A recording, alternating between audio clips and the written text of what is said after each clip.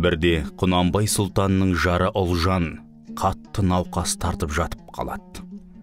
Сол маңның емшілерін түгел жағалаған.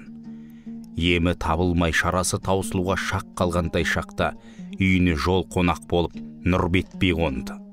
Мән жаймен қаныққан соң дерттің сырын ұққан ол: «Уа сұлтаным, жұбайың киелі батаға жерік екен.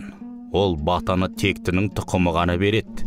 Біздің сыр бойындағы ашамайлы керей ханбас батырдың ұрпағы Арысымбет палуанға жүріңіз.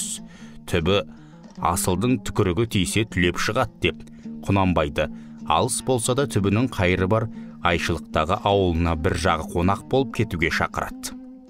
Құнанбай оңашада ойланып ойын сараптап болып: «Аузын айға билеген ханбас Қанайұлының ұрпағына барайын.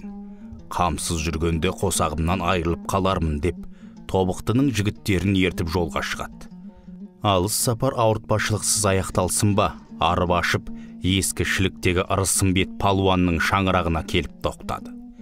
Палуан үйінен далаға шығып келе жатыр екен, Құнанбай сұлтанды алыстан таныды да оған қарсы жүрді. Қадірлі қонақ арқан тастам жерден айғайлай амандасып: «Уа тектінің тұқымы, әкең аға Сүрби Мырзабай алты ата көктің ұлына батпан асыра бата бергенде, маған сол батаның бұт келісі бұйрама деп, ат басын бұрған бұйымтайым бар» деді, жүзіндегі жұтаң қалпын жасыра алмаған күйі. Палуан демін ішке терең тартып: «Құнанбай, Алланың жолын ұстаған азаматсың. Жүзің жұтаң, ойыңды ұқтым. Жалауыңа жебеуім болсын, жұбайыңды жүресінен отырғыз» деді.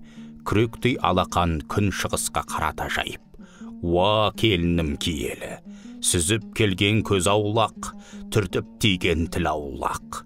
Сүбе-сүбе сөйлесем батыр ханбастай шері көрсін. Қолы жетпейтін жеріне ой асатын ел берсін.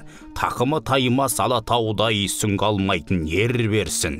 Жерік болып жеріксең, ішкен жегенің ем болсын.